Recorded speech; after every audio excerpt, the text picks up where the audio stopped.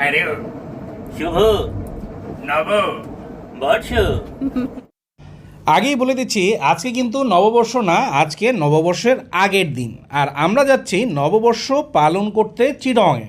আর চিটংয়ে এসেই এই ট্রেনে উঠেই বড় একটা সারপ্রাইজ পেলাম, আর তা হচ্ছে শামীম ভাইয়ের বাসা থেকে এইরকম বিশাল বড় একটা প্রায় 1200 গ্রাম ওজনের একটা ইলিশ মাছ ভাজা। দেখো এই পোলাটা আমারে কতটা ভালোবাসে যে সে আদনান ভাই পান্তা ইলিশ খাবে, সেই জন্য সে নববর্ষের আগেই সে এটা স্পন্সর করেছে। হ্যাঁ, ইলিশ মাছের কেজি ছিল 3000 টাকা, তার মানে এই 1200 গ্রাম ইলিশ মাছের দাম ছিল 4000 টাকা। আর এই গরম ভাতের মধ্যে পানি দিয়ে কোনো রকম হচ্ছে গিয়ে একটা পান্তা ভাত বানানো হয়েছে। ভাবি ব্যস্ত ছিল বিধায় আলু ভর্তাটাও পোলাটা নিজে আমার জন্য করেছে। হ্যাঁ, তো এই রকম যদি ভাই ব্রাদার থাকে তাহলে আর কি বলবো। পোটলায় ভরে সে আবার হচ্ছে পান্তা খাওয়ার জন্য লবণও নিয়ে এসেছে। মানে লাভ ইউ বলতে যা বুঝায়, সামনাসামনি তো আর বলতে পারি না, তাহলে ভাবি সাহেবা হচ্ছে কি মাইন্ড করতে পারে, এই জন্য এই ব্লগে বলে দিলাম। এটা দেখে ভাবি যা ইচ্ছা মনে করুক। ইলিশের সাইজটা দেখেছো? হ্যাঁ, কোন গাধা যেন একটা কমেন্ট করেছিল, এটা এর আগেও পোস্ট করেছিলাম তো, এটা নাকি ব্লেড দিয়ে কাটা হয়েছে। আরে বাবা রে সোনা রে, তুমি কি ইলিশ মাছ খাও আমার একটু দেখাও, আমার দেখার খুব শখ। তুমি এত নবাব জাদা যে এই এত বড় ইলিশ মাছটা তোমার ব্লেড দিয়ে কাটা মনে হয়? তুমি যে ব্লেড দিয়ে কী কাটো না, কী কাটতে যায়, কী কাইটা ফেলো আল্লাহ জানে, আমাদের চেক করে দেখা দরকার।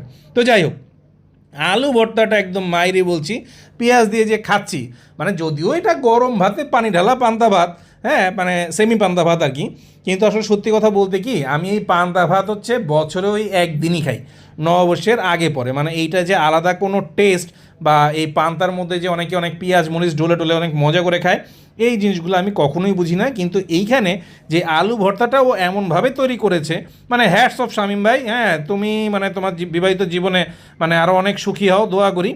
এইখানে হচ্ছে কি এই আলু ভর্তার মধ্যে যেই রকম হচ্ছে এই শুকনো মরিচ টরিচ আছে, এইটার ফ্লেভার দিয়ে মানে পান্তার একদম প্রথমেই জমে গেল। ট্রেনে বসে এটা খাচ্ছিলাম, আর দুপুরবেলা যে এক বন্ধুর বাসায় যাচ্ছি তো, ও তোমাদেরকে বলে দিই, ক্যাটকোচে পড়ার সুবাদে আমার তো হচ্ছে প্রায় মানে 22 জন ব্যাচমেট হচ্ছে লেফটেন্যান্ট কর্নেল পোস্টে আছে, তো তারই একজনের গেস্ট হিসাবে এসেছি।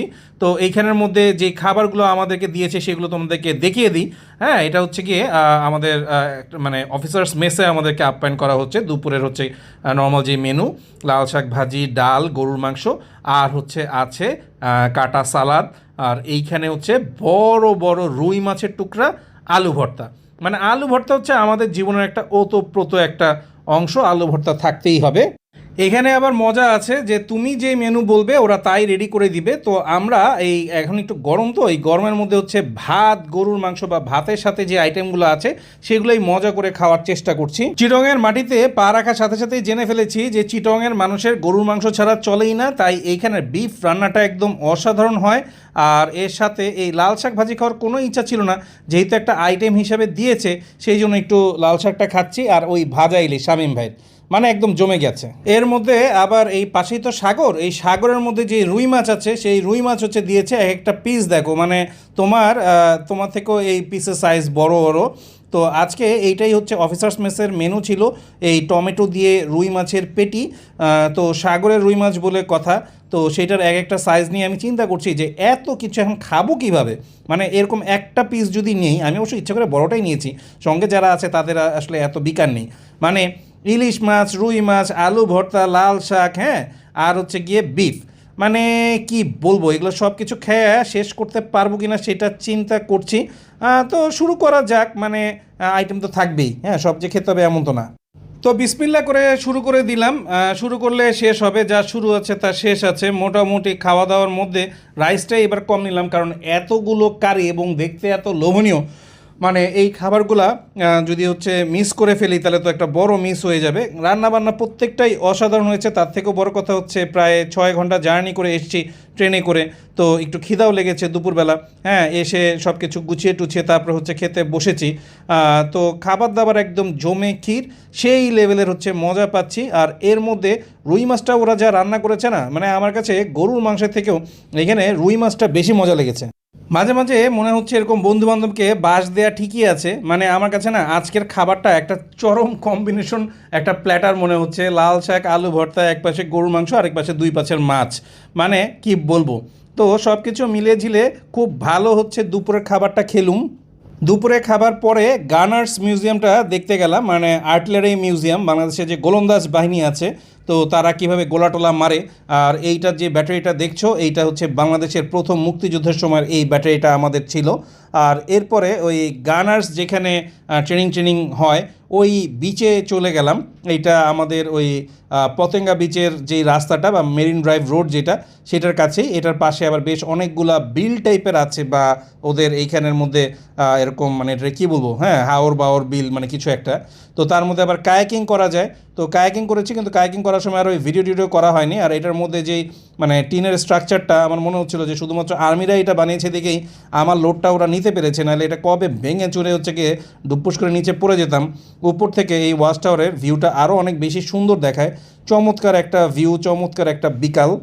আমার এখানে এসে মনটা ভরে গেল, মানে আজকে দিনটার একটা মিনিটও নষ্ট হলো না। সকালবেলা ট্রেনের জার্নি, এরপরে দুপুরের খাবার, বিকেলের ঘোরাঘুরি, সব কিছু একদম মানে 100তে 100।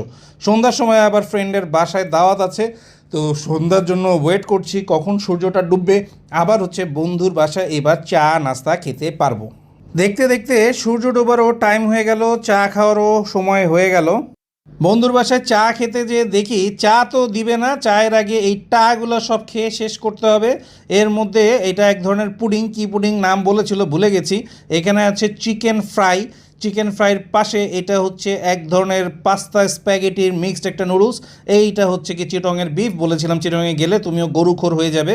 ফুলকপি ভাজা আর হচ্ছে বাসায় বানানো পুডিং, এই আইটেমটা আমার সবসময় খুবই ভালো লাগে ডেজার্টের মধ্যে। এইবার হচ্ছে হামলা করার পালা। আমার বন্ধু মানুষ, দোস্ত মানুষ খুব ভালো মতো জানে যে আমার সবচেয়ে ফেভারিট খাবার হচ্ছে গরুর মাংস আর পরোটা। এটা ওরও সবচেয়ে ফেভারিট খাবার, কারণ আমরা একসাথে ক্যাট কলেজে পড়েছি। আমি জানি, মানে ও হচ্ছে সেই লেভেল থেকেই হচ্ছে গিয়ে গরুখোর, আমি তো পরে গরুখোর হয়েছি। তো মনে হলো মজাদার খাবারগুলো পরে খাই, আগে যেই আইটেমগুলো বাসায় বানানো সেইগুলো আগে হচ্ছে গিয়ে খেয়ে একটু সাবার টাবার করে নিই। তো খিদাও লেগেছিলো, একটু ঘুরলেই আমার একটু খিদা লেগে যায় যতই খাই। তোমরা তো দেখছো যে সকালে খেয়েছি, দুপুরে খেয়েছি, মানে খালি খাওয়ার উপরে আছি। মাঝখানে তো অনেক ঘোরাঘুরিও করতে হয়েছে, কারণ আর্মির সঙ্গে ঘুরছি, হ্যাঁ, পিটি প্যারেড হচ্ছে, অনেক করিয়ে ফেলেছে। এর মধ্যে নিয়ে নিলাম সেই বিফ আর হচ্ছে পরোটা। বিফ পরোটা মানে আমাদের দেশের মধ্যে, আমাদের বাংলা কুইজিনের মধ্যে আমার মনে হয় যদি র্যাঙ্কিং করা হয় এটা টপ র্যাঙ্কে থাকবে। মানে বিরিয়ানির মধ্যে কাচ্চি বিরিয়ানি, আর খাবারের মধ্যে তো হচ্ছে গিয়ে ভাতের সাথে ভাত ভর্তা কিছু আইটেম টাইটেম থাকে। আর যদি বিফের সাথে যদি কম্বিনেশন বলো, আমার কেন যেন বিফের সাথে সবচেয়ে ভালো লাগে পরোটা, এরপরে পোলাও, এরপরে ভাত। হ্যাঁ, আমি জানি না তোমাদের কোনটা কেমন লাগে, আমার কাছে এরকমই লাগে।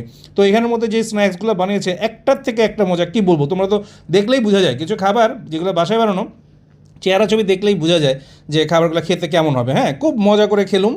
আমি চিন্তা করছি যে এখনই যদি এত সব কিছু খাই, রাতে আবার একটা স্পেশাল জায়গায় শামীম ভাই রিকমেন্ডেশন করে রেখেছে, চিটাগংয়ে আসছি, ওইখানে ব্লগ না করলে নাকি হবে না। সেটা হচ্ছে ওরসের বিরিয়ানি।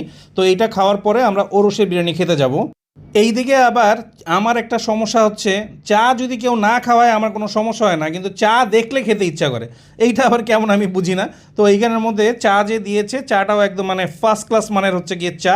তার মধ্যে আমি আবার হচ্ছে গিয়ে সামান্য একটু চিনি মিনি দিয়েই হচ্ছে ঘুটে খেলুম। তোমরা আবার এখানে স্বাস্থ্য সচেতন যারা, তারা আবার হচ্ছে গিয়ে এখানে পাকনামি করতে এসো না, হ্যাঁ, তোমরা চায় চিনি খেও না, কেমন? সেই লেভেলের একটা চা খেয়ে এইবার আমরা কর্ণফুলী টানেলের মধ্য দিয়ে, মানে নিচে দিয়ে, কর্ণফুলী নদীর নিচে দিয়ে, এর আগে কখনো কর্ণফুলী টানেলের নিচে দিয়ে যাওয়া হয়নি। তো এই জায়গাটায় মেরিন ড্রাইভ রোড এবং কর্ণফুলী টানেল দুইটাই কিন্তু খুবই সুন্দর। এটার মধ্যে দিয়ে আমরা গেলাম ওসমানী ওরস বিরিয়ানিতে। এই জায়গাটা অনেকগুলাই ওরসের বিরিয়ানি পাওয়া যায়। তো ওরস তো তোমরা বুঝোই, মানে হচ্ছে একটু ধর্মীয় ভাব গম্ভীর একটা পরিবেশ। তো ওইখানে যে খাবারগুলো যেরকম প্যান্ডেল টাঙিয়ে খাওয়ানো হয়, এখানেও সেরকমভাবে এই প্যান্ডেল টানিয়ে এই জিনিসটা করা হয়েছে, কিন্তু এটা একদম কমার্শিয়াল। হ্যাঁ, মানে এখানে ওরসের আলাদাভাবে যে ওরস চলছে ব্যাপারটা এরকম কিছু না, এটা একদম কমার্শিয়াল বেসিসে এই জিনিসটা তৈরি করা হয়েছে। এখানের মধ্যে সব খাবারগুলো একটু ঝোল বেসড খাবার, কারণ হচ্ছে অনেক বেশি মানুষকে ওরসে খাওয়ানো হয়। তো সেখানের খাবারগুলো একটু ঝোল বেশি করে রান্না করা হয়, যেন হচ্ছে কি মানুষজন পেট ভরে মানে ভাতটা খেতে পারে। আর এখানের মধ্যে একদম চানা ডাল থেকে, নলি থেকে শুরু করে, মেজবানি গরুর গোস্ত থেকে শুরু করে, ওরসের বিরিয়ানি, হ্যাঁ, সব রকমের জিনিসই এখানে পাওয়া যায়। আমরা সব আইটেমই নিয়েছি। তো এর মধ্যে দাম আসলে খুব রিজনেবল, আমার কাছে এখানকার দাম খুব বেশি মনে হয়নি। কিন্তু মানে খাবারের মান যদি আমি বলি, যেহেতু আমি ঢাকার মানুষ, আমার কাছে এটা লেগেছে আর কি মোটামুটি ভালোই, দিনটা ভালোই কেটে।